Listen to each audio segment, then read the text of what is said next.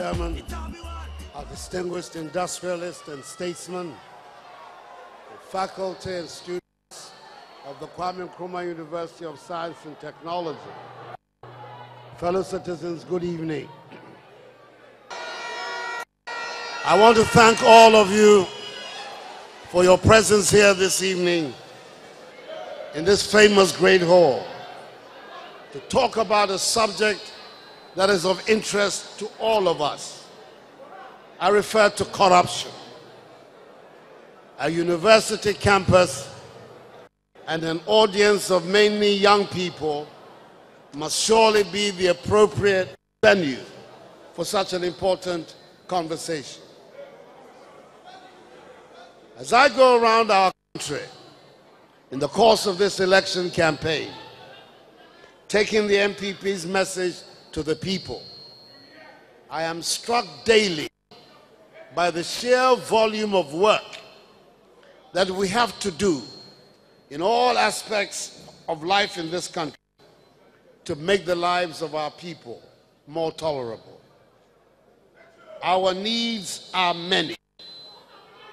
We must build more and better schools and equip them to cope with the 21st century. We have to train our teachers better and pay them better. We need more doctors, nurses, laboratory technicians. We need more engineers. We need potable water. We need better roads. We need to build railways. We need modern airports, not ones with holes in the town.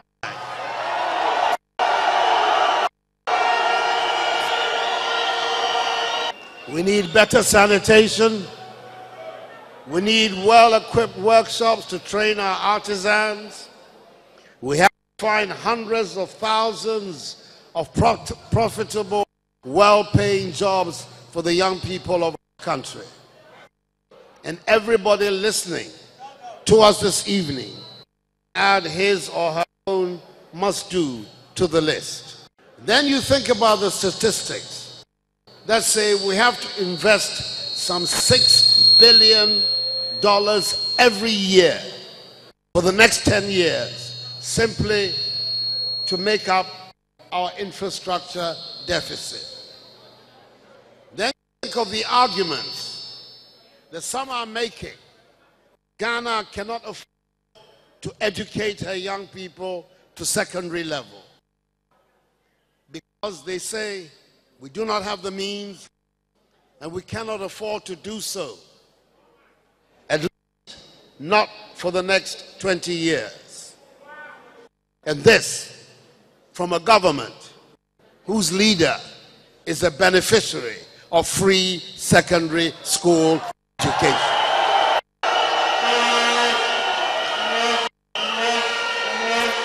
And you know, it is time to confront the problem of corruption so that what resources we have are used quickly and urgently to promote the national interest.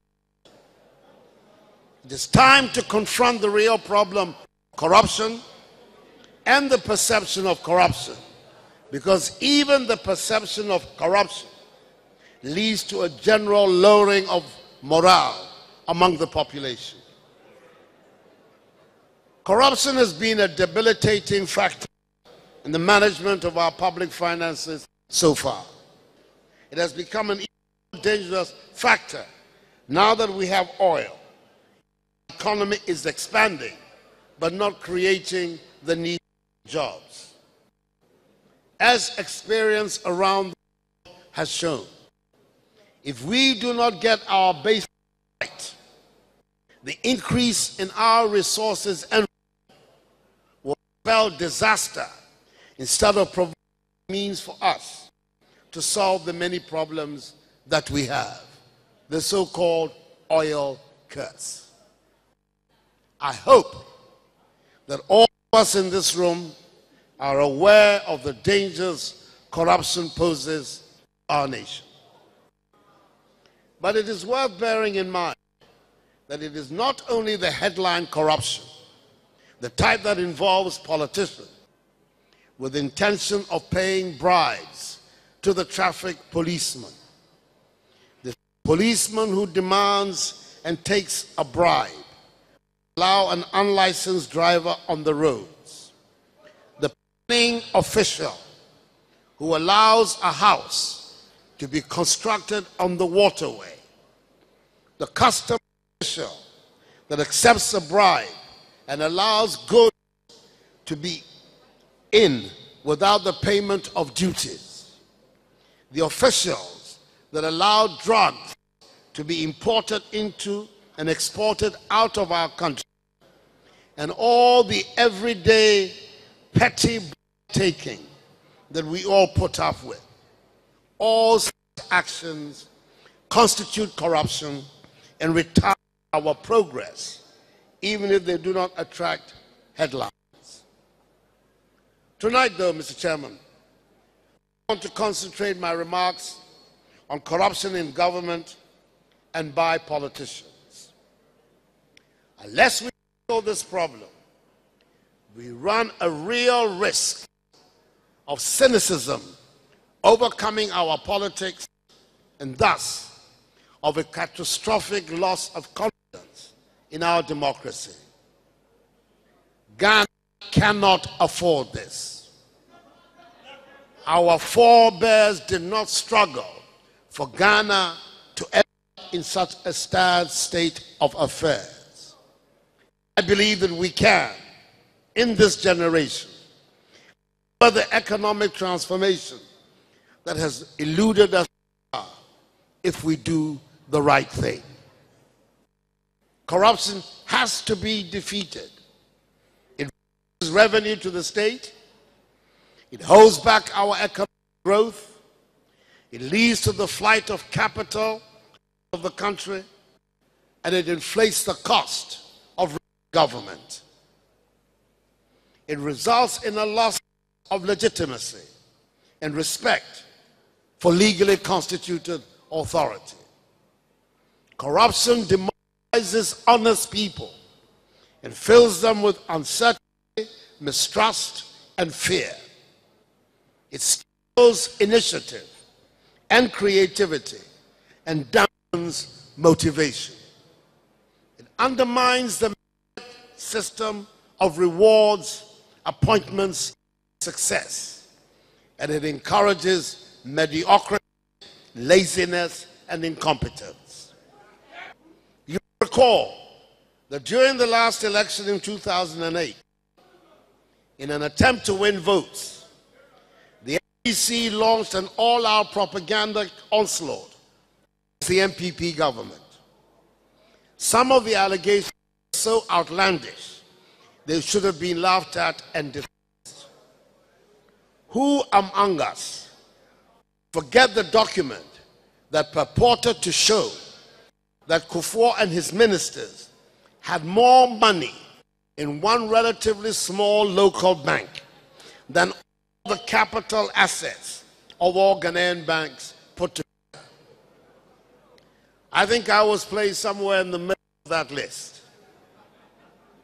We were falsely accused of stealing Ghana's entire reserves from the vaults of the central bank. Needless to say, 4 years on, the NDC has not been able to prosecute or convict a single MPP government official or party functionary for corruption.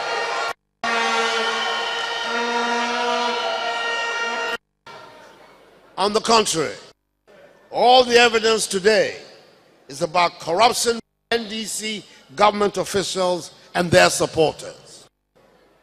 The state of affairs would seem to give credence to that other cynical slogan of Obiaba Sa, which our opponents would like the electorate to believe so they can cover their disrespect for the electorate. This time round, however, there is an important difference. Political opponents are not digging up dirt or smearing government officials with manufactured lies. The large-scale corruption in the government has been exposed by no less a personality than the Attorney General of the Republic. So, should we just throw our hands in the air in despair and say nothing can be done? Or do we take stock and examine if there may be some new, fresh approaches to fighting corruption that might be more effective? Ladies and gentlemen, I do not think we can throw our hands in the air. And it is not true that Obaba sa.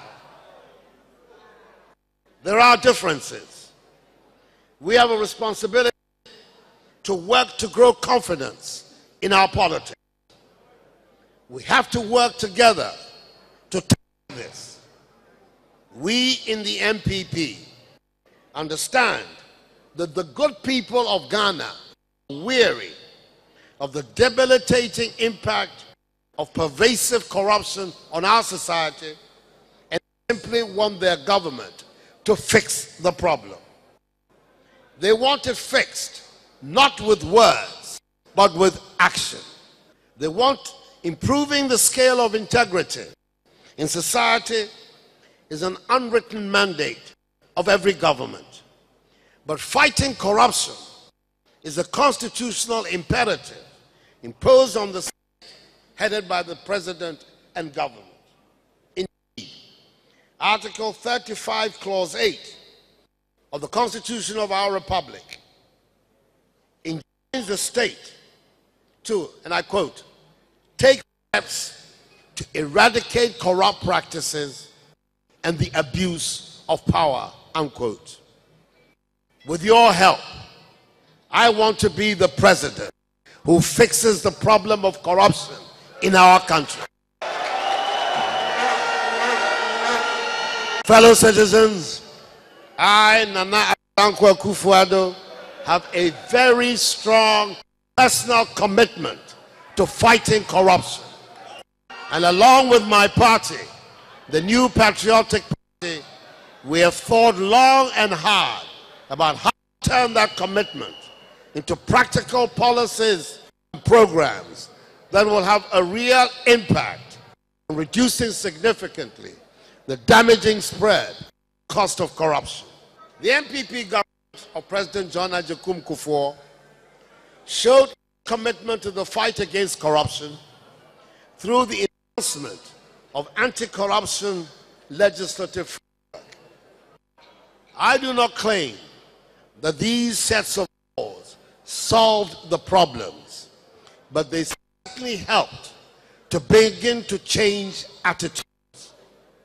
Unfortunately, with the coming force of the NDC, a cavalier attitude has been adopted to these laws, and deliberate attempts have been made to frustrate the intention behind the legislation. I refer here in particular to the bastardization by the NDC of the Public Procurement Act. Ladies and gentlemen, so what will an Akufo-Addo administration do to tackle the problem? It is my belief that the fight against corruption starts with an incorruptible president. I can assure you, in all humility, that I am not, have never been, and will never be corrupt.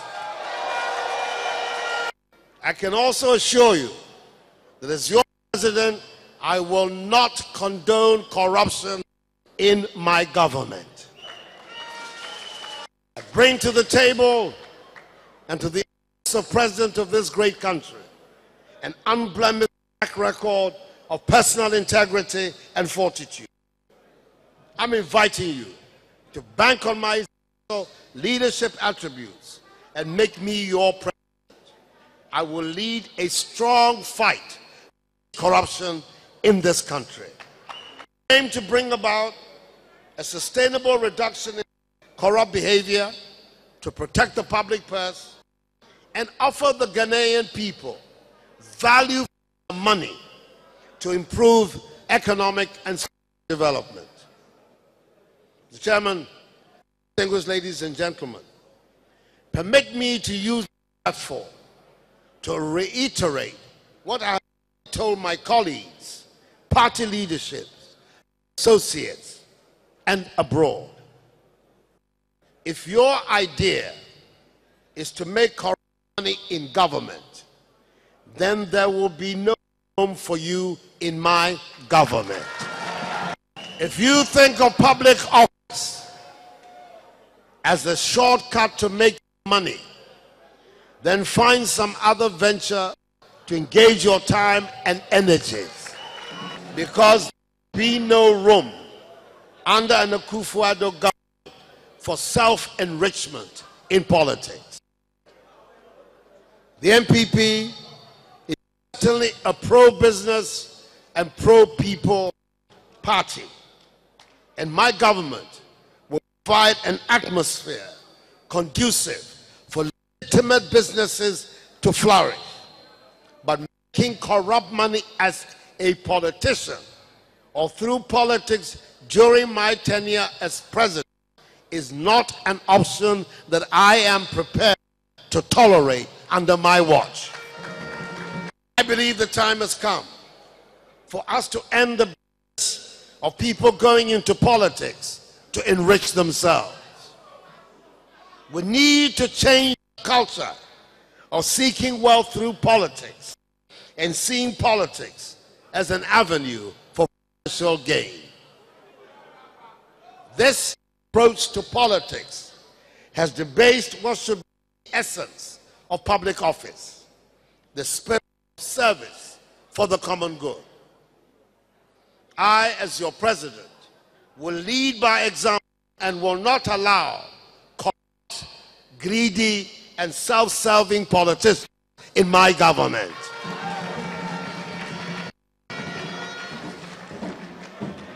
And I urge you, fellow Ghanaians, to hold me to this sacred promise. Ladies and gentlemen, the declaration of assets is a constitutional obligation imposed on the President, the Vice President, ministers, deputy ministers, and holders of senior level positions in the judiciary, parliament, and executive. I certainly intend to declare my assets, as I have always closely done. And I shall demand from my ministers they declare their assets within the statutory period. My government will pass the Right to Information Bill into law. We know that transparency protects officials and the public in dealing with the public purse. The public have the right to know what politicians and public officials do in their name. Experience shows, Mr. Chairman, that we have to go beyond just passing the appropriate laws and designing anti-corruption action plans. Ultimately, the only way to ensure that the strategies are implemented, corruption is combated, is to mobilize the necessary political will. Indeed, I believe that political will is the most critical ingredient in the fight against corruption everywhere. My government will cooperate with the investigations of anti-corruption agencies so that they function effectively without threat or hindrance.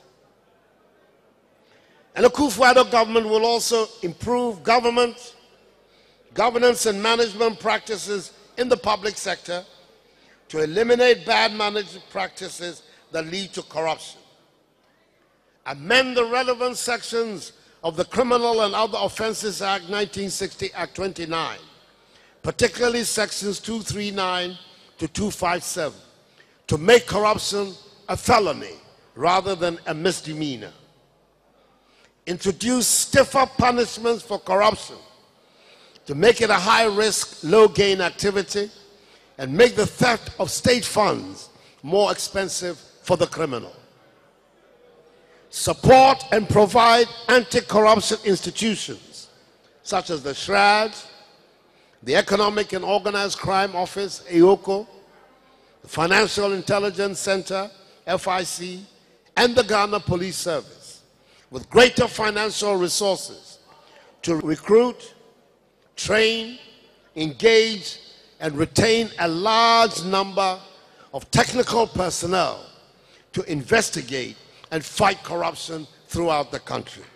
Provide the requisite resources to ensure the vigorous implementation of the National Anti-Corruption Action Plan 2012-2021, developed by a coalition of anti-corruption experts and institutions led by SHRAD.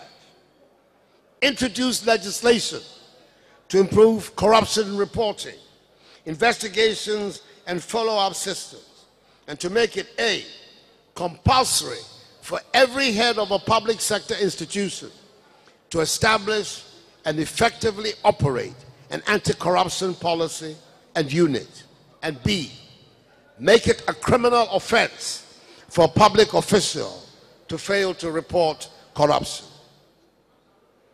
Work with appropriate state institutions, such as the National Commission for Civic Education, SHRAD, the Public Services Commission, and the Ministry of Education to develop an integrity-centered core curriculum of ethics for public office holders at all levels. Continue with programs to shed the light of transparency and accountability in governmental processes throughout the country. And institutionalize what I call the ANAS principle, to create a culture of positive fear to discourage corrupt practices. A special squad made up of some of our best young talents who will be well-trained and well-disciplined will be created within the established anti-corruption agencies to keep the fight against corruption alive everywhere in the country. Mr. Chairman, ladies and gentlemen, the NPP has a track record of protecting the public purse, and we will endeavor to improve on the record. I am afraid it is not possible to say the same about the current government. Under this government, it is difficult, Mr. Chairman, to find any evidence of any attempt to get value for money in any public financial transaction.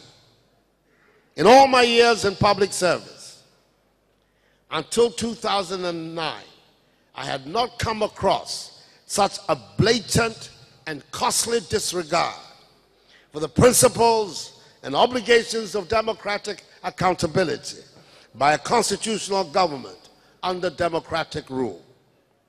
Under the NDC, the abuse of public office for private gain has grown in scope and scale to become one of the gravest issues affecting the economy and governance in the country.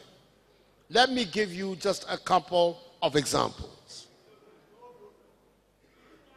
The 5.7-kilometer Ofankor-Achimota Road, which the NPP was constructing with 43.2 million Ghana cedis, has, after a 3-year delay, just been completed by the NDC for 137 million Ghana cedis.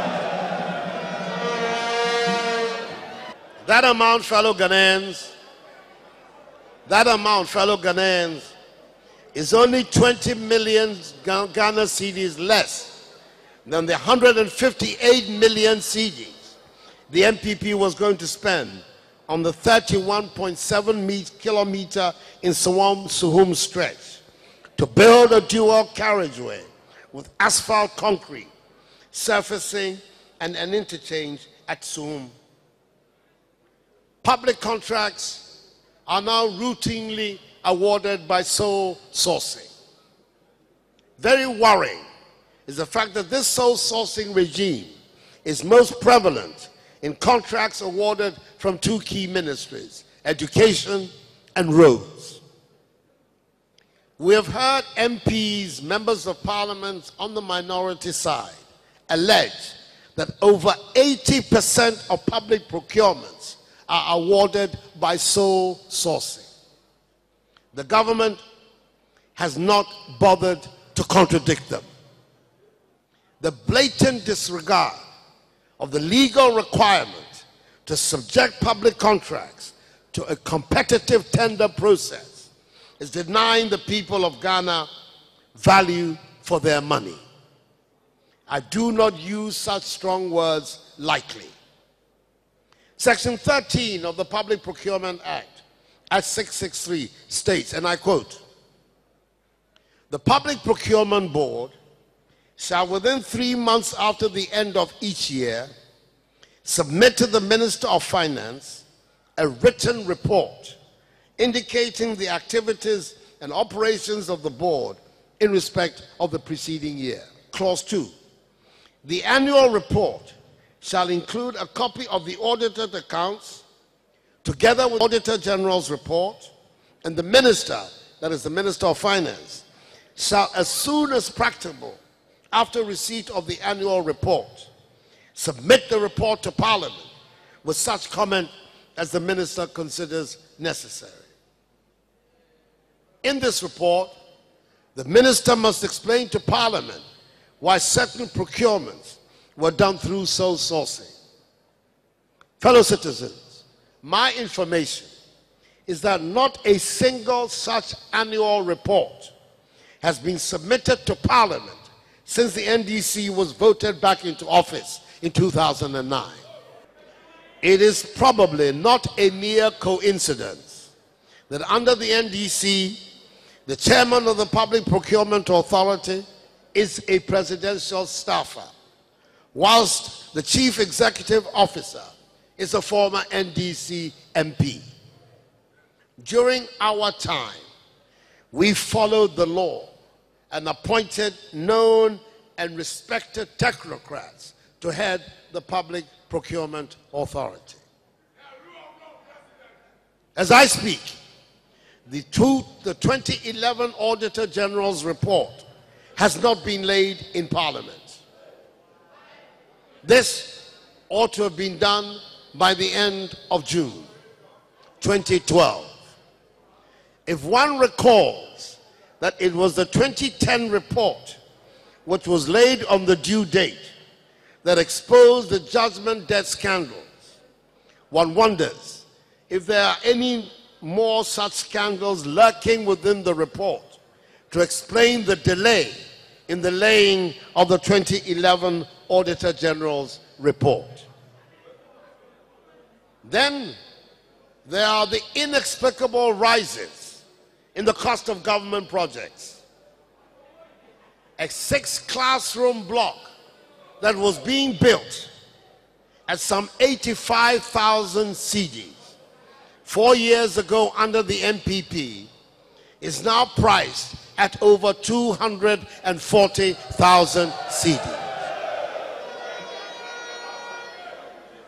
This means the NDC is spending 3 times more money to build the same type of schools that the MPP was building.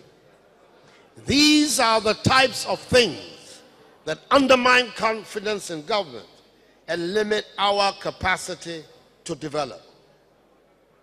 The same can be seen in operations in the road sector. The effect of the Public Procurement Act in the award of road contracts is vividly demonstrated by the difference in costs between MPP and NDC constructed roads, where sadly the NDC resorts mainly to sole sourcing. The minority leader in Parliament, the Honourable Member of Parliament for Swami, Honorable Oseche Mensah Bonsu, has already made the case that while the construction of 1 kilometer of asphalt-covered road carried was between $450,000 to $600,000 under the MPP, it now costs between $1.4 million and $1.6 million under the NDC.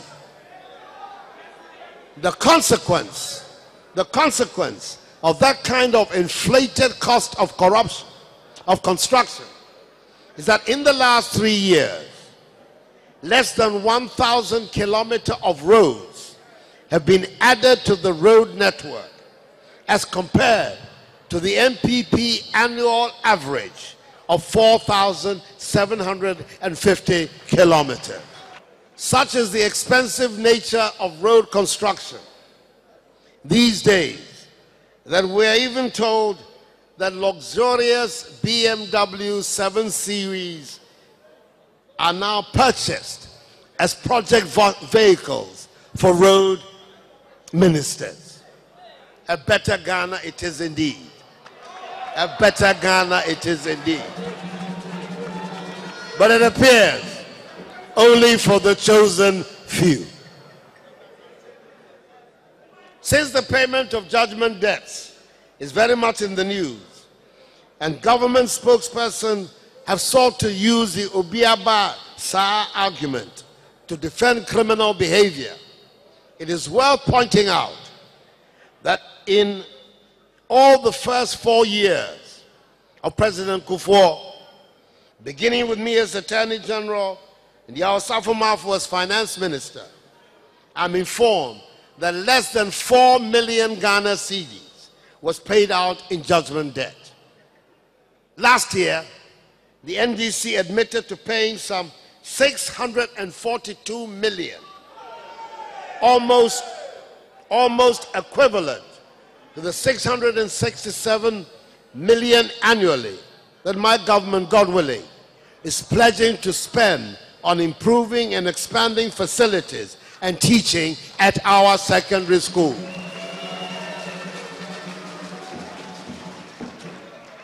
No wonder the NDC is shouting from the rooftops, the free SHS is impossible. Their focus is mainly on expenditure that benefits them and their cronies and leaves the people of Ghana without the basic amenities to improve their standard of living. And the Kufuor government will spend on things like free SHS that will, over the next 4 years, benefit more than 2 million of our children.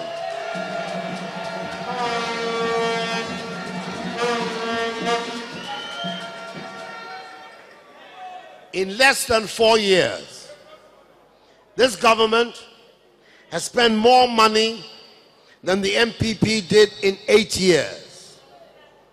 And yet, they have little to show for it.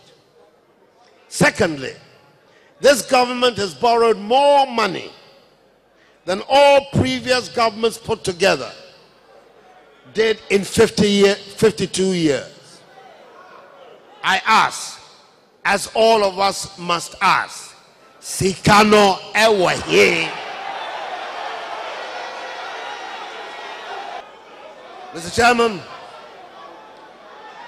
Chairman, with the NDC set to launch their 2012 manifesto tomorrow, I think it is important to remind them, and even more so the electorate, of just one key promise they gave in 2008.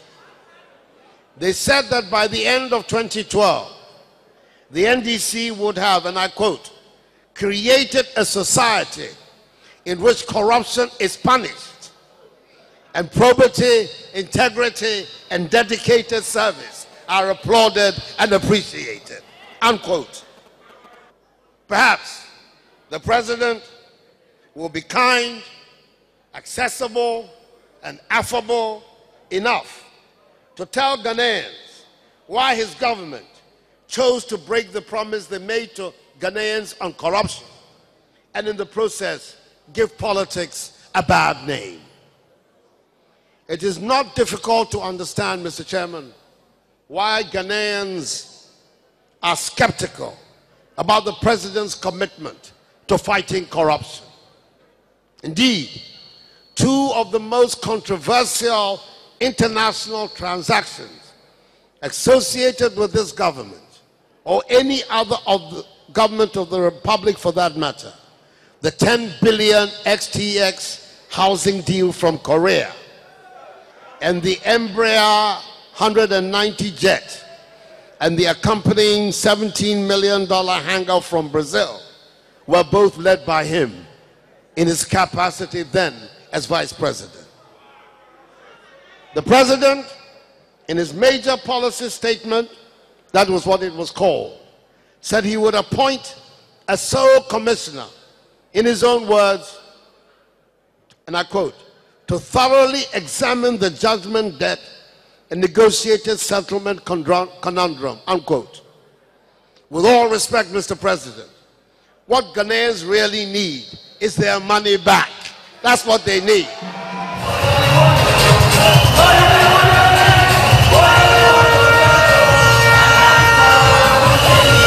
It's very clear to Ghanaians that at least 360 million Ghana cedis of these payments made to Wyoming and others were bogus. We urge our caretaker president, as a matter of urgency, to focus on expediting the legal process to retrieve the money and return it to the public purse. We don't need a sole commissioner to review a matter that is already in court. We want our money back. Ladies and gentlemen, this then is the NDC record. The record on which they are trying to stand today. The record upon which they seek 4 more years. Fellow citizens, your verdict should be a clear no. It's been 4 wasted years. No more. No more payment of huge sums of money for no work done. No more misapplication of public funds. Enough is enough.